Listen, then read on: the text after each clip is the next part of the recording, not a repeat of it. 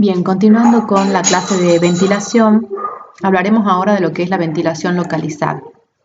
En la ventilación localizada, como bien su nombre lo indica, la extracción del contaminante junto con el aire del ambiente se realiza en el sitio donde se generan estos contaminantes y es preferentemente empleada para la extracción de humos y de polvos. Para ello, el sistema de ventilación localizada debe contar con una campana, que es donde se realiza la succión de la sustancia contaminante. Dispone de un sistema de conductos donde se transporta el aire contaminado junto con esta sustancia y debe pasar a través de un sistema de purificación que va a eliminar los contaminantes para finalmente eliminarlos al ambiente externo o a la atmósfera. Una campana con la que debe contar el sistema de ventilación localizada es similar a las campanas que tenemos, por ejemplo, en la cocina de la casa. Se busca entonces que esta zona sea lo más pequeña posible, ya que eso garantiza que los costos energéticos sean menores. Mientras más aire se succione, mayor potencia van a requerir los equipamientos y por lo tanto más costos energéticos. Por tal motivo, en muchos casos, y debido frente a las toxicidades, se prefiere la ventilación localizada a la ventilación general, ya que frente a sustancias que son muy tóxicas, un sistema de ventilación general lo que provocaría es la dispersión de un contaminante muy tóxico en un ambiente laboral y requerimientos de volúmenes de aire muy grandes para llegar a valores de concentraciones máximas permisibles aptas, o de concentraciones máximas permisibles en todo caso. De esta forma, el sistema de ventilación localizada cuenta con una zona de captura, que por lo general se realiza con una campana, un sistema de conductos que conduce el aire contaminado una vez que fue captado a través de un equipo de purificación, un equipo que puede retener el contaminante mediante la técnica que corresponda, dependiendo del contaminante. Luego el ventilador, que se encarga de la succión del aire y de su impulsión a través de la chimenea del establecimiento industrial o del recinto industrial para finalmente ser eliminado el aire purificado, ya que se purifica en este equipo, a la atmósfera. La chimenea debe contar por lo general en la parte superior con un sombrerete que se denomina, que lo que hace es impedir que ingrese el agua de lluvia a la chimenea. Tenemos entonces aquí, en forma un poco más especificada, un sistema también de ventilación localizada. En este caso tenemos aquí la zona donde se genera el contaminante, la zona de campana, y en este sistema en realidad, en este conducto, ingresa, representado aquí en forma cortada, esta sería la zona de succión de otro sector de la planta donde se aspira el mismo contaminante. Ambos conductos, no necesariamente vamos a tener varias zonas, podemos tener una sola zona, pero ambos conductos se unifican en un tubo central que, como dijimos, pasa a través de un dispositivo de purificación o de filtración, dependiendo del contaminante del cual se trate. En este caso está esquematizado un ciclón, que sería para retener polvos. Finalmente, saliendo de este equipo de purificación, ingresa al ventilador, que tiene su correspondiente motor, que es impulsado entonces este aire limpio a través de la chimenea. Tenemos aquí entonces el detalle de las diferentes partes de ese sistema de ventilación. El objetivo de estas instalaciones es, por supuesto, que captar la sustancia contaminante, pero lograr un diseño que sea óptimo de forma tal que los costos, los gastos energéticos sean los mínimos posibles. Para ello, el diseño de un sistema de ventilación localizada consta de 4 etapas. La primera consiste en el diseño de las campanas de aspiración. Luego se dimensiona el conducto por donde va a circular el aire aspirado, conteniendo el contaminante. Este diseño implica el diámetro de los conductos específicamente.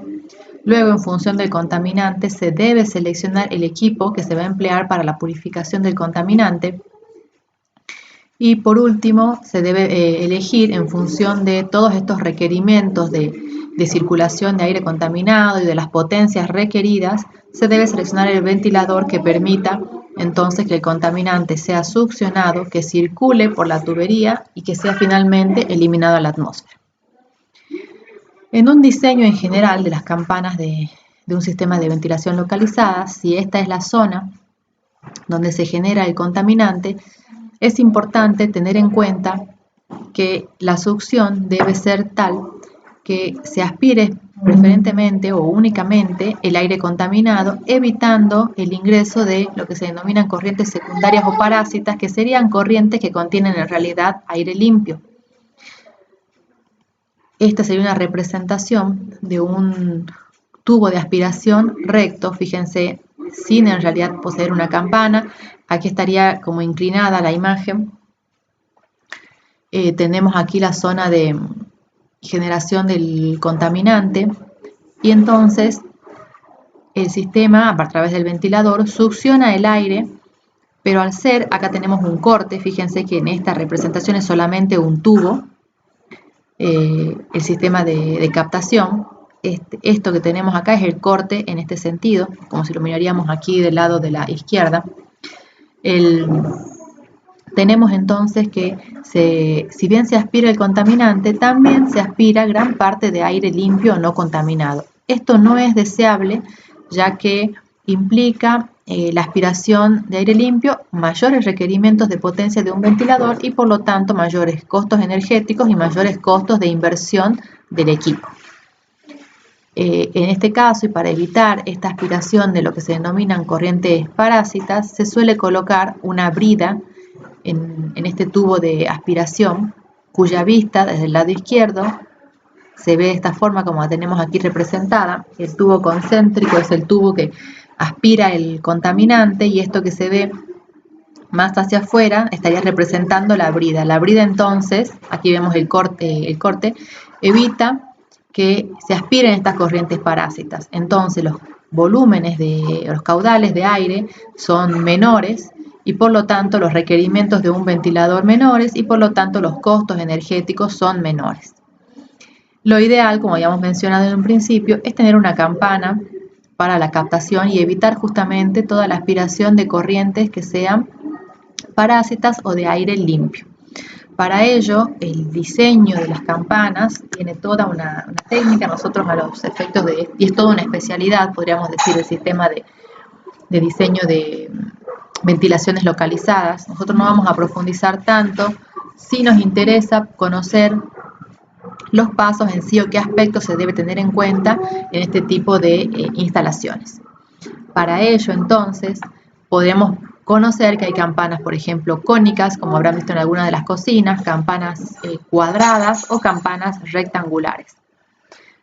El diseño de las campanas y las dimensiones de la misma mantienen ciertos parámetros de control entre largo y ancho, que va a depender del tipo de potencia que se requiera y del tipo de sustancia que se esté aspirando. Se busca entonces tener velocidades mínimas de aspiración, pero en todo caso velocidades óptimas de aspiración, de forma tal que se logre levantar la sustancia o el gas, captar este gas contaminante o este polvo o este humo contaminante, sin tomar, como hemos mencionado, grandes volúmenes de aire limpio. Existe entonces, fíjense, un gran diseño, tipo de campanas, donde se debe tener en cuenta, dependiendo de la distancia al foco donde se está generando el contaminante y las dimensiones de la campana, existe entonces un caudal mínimo de diseño que va a circular según el tipo de campanas que se emplee. Es importante en este tipo de sistemas la que se conoce como velocidad de captura, que hemos mencionado como la velocidad mínima que debe existir frente al punto de generación o a la abertura de la campana, que tiene que permitir la succión entonces del contaminante hacia adentro. Para ello, la bibliografía sugiere velocidades de captación. En este cuadro que está en inglés tenemos velocidades de captación en pies por minutos, que también va a depender de las condiciones del contaminante. Acá hay ejemplos del contaminante que se puede emplear. Una vez que el contaminante fue captado, el contaminante debe circular por los conductos para finalmente ingresar al equipo de purificación. Esto también requiere valores de velocidades que deben ser óptimas. La velocidad de circulación dentro del conducto debe ser tal que sea lo suficientemente fuerte, podríamos decir, o elevada, para impedir que se depositen, porque si estamos hablando de partículas, para que el contaminante se deposite en los conductos. O sea, es importante vencer lo que se conoce como la velocidad de sedimentación del contaminante, si es partículas, si es humos o polvos, de vencerla de forma tal que no quede depositado en el conducto, sino que sea conducido hasta el sistema de purificación. Luego, tampoco puede ser demasiado elevada porque si se trata justamente de polvos, puede llegar a provocar alguna abrasión o incrustación en los conductos por donde está circulando. Por lo tanto, también el tema de la velocidad de circulación debe tener su óptimo, teniendo en cuenta estos dos aspectos que hemos mencionado, que es técnico, como también una elevada velocidad se traduce en costos en el motor y en el equipo de ventilación. Por lo tanto, se busca un óptimo en todos estos factores. Para ello, la bibliografía sugiere velocidades de diseño dependiendo, por ejemplo, si son vapores, gases, humos o si son polvos pesados, es decir, de partículas de elevada densidad. Y aquí tenemos entonces las velocidades en pies por minutos. El resultado de este equilibrio es básicamente un balance de costos donde se considera el costo de inversión de los conductos. También si los conductos son, mientras más grandes sean, mayores costos de inversión va a haber. La velocidad está asociada directamente con el área del conducto y el caudal que está circulando. Por lo tanto, este es el óptimo que se debe buscar. El costo de operación, que es el costo energético, y el costo de inversión tanto en el motor como en el ventilador, que sería del equipamiento. Todo esto entra en juego para buscar entonces un valor óptimo de velocidad de circulación en los conductos, que va a estar asociado a un diámetro de conducto y por lo tanto a una potencia de ventilador. Depende entonces en este caso, en este ejemplo, cuando no hay problemas de depósitos de los sólidos, entonces allí con más razón no podríamos exagerar, podríamos decir con una velocidad, sino que se busca la mínima posible. También puede ser entonces que lo que esté rigiendo el costo es cuando sí hay problemas de depósitos de polvo. En ese caso la velocidad va a ser lo que más va a pesar, es esta particularidad del contaminante, y se va a priorizar las velocidades mínimas para evitar el depósito, como hemos mencionado. Una vez que se tiene la velocidad de captación y un diámetro posible de circulación en los conductos, un diámetro en los conductos y una velocidad promedio de circulación, se debe hacer el diseño completo del sistema de ventilación. Para ello se requiere un plano de los diferentes puntos de captación, si es que hay diferentes puntos de captación, como vimos en el esquema, o bien si hay uno solo. Un plano de distribución por donde irían los conductos para finalmente terminar saliendo a la atmósfera. Bueno, esto obviamente que es parte de una especialidad, ingeniería mecánica o especialistas en sistemas de ventilación que se encargan de este sistema. Para diseñarlo y la circulación del aire como fluido con una sustancia contaminante, el procedimiento es similar al que habremos estudiado alguna vez en Física 1 con la ecuación de Bernoulli, donde por lo general nosotros lo hemos estudiado con un fluido que es agua. En este caso, el fluido vendría a ser aire. Quienes cursaron operaciones industriales o operaciones unitarias, las carreras de ingeniería industrial o de ingeniería química, el cálculo se realiza teniendo en cuenta las longitudes equivalentes, que lo que hace básicamente es traducir todos los accidentes, podríamos decir, o accesorios de la tubería, los codos, las válvulas, todo eso que se encuentra en el conducto, lo traduce o lo hace similar a longitudes equivalentes de conducto. Como resultado de este balance, básicamente es un balance energético, se puede obtener el valor de la potencia del ventilador necesario. Entonces, este tendrá que tener en cuenta esta potencia, la velocidad de captura óptima, la velocidad de circulación óptima, ello asociado a un diámetro de cañería específico, la circulación a través del equipo de de purificación que implica cierta pérdida de carga para finalmente poder pasar a través del ventilador. El resultado de todo esto, con las dificultades que tenga la instalación en lo que se refiere a puntos elevados, codos, etcétera, serán consideradas para finalmente poder concluir la potencia del ventilador necesaria, que va a estar asociado al tamaño del ventilador.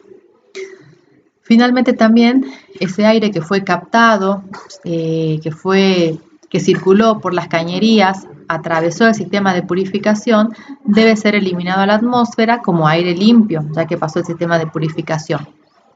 Esto implica una pérdida de carga también en la chimenea y un dimensionamiento de esta chimenea. Para ello hay parámetros recomendados respecto de la altura de la chimenea, teniendo en cuenta la altura del establecimiento industrial. Es importante para asegurar también la circulación del contaminante y su eliminación a la atmósfera, ciertas velocidades dentro del conducto de la chimenea. Finalmente también en esta pérdida de carga que implica el diseño del ventilador, debe considerarse lo que hemos mencionado, el sombrerete, que evita, mejor dicho, que el agua de lluvia ingrese a la chimenea. Una variante del sistema de ventilación localizada es este sistema que se denomina plenum, que implica una inversión bastante más grande. Sin embargo, las velocidades de circulación en un sistema plenum, fíjese que acá tenemos diferentes, es un sistema que se emplea para captar diferentes puntos de generación del contaminante. Las velocidades son menores que en un sistema de ventilación localizada común, porque este sistema plenum lo que tiene como ventaja es que tiene aberturas que permite limpiar los conductos. Por lo tanto, no se requieren velocidades tan elevadas, porque como el sistema tiene un sector de limpieza, puedo limpiar en este sector y no necesariamente tener un requerimiento tan elevado en el ventilador, tanto en la inversión como en su funcionamiento normal, que va a ser un costo fijo ya para la empresa. Bien, entonces decimos que este sistema plenum puede funcionar como un presedimentador en realidad, porque permite limpiezas manuales. Cuando el aire contaminado circula a través de un sistema de purificación, dependerá del contaminante del sistema que se emplee. En el aula estará disponible un apunte respecto de los sistemas de purificación.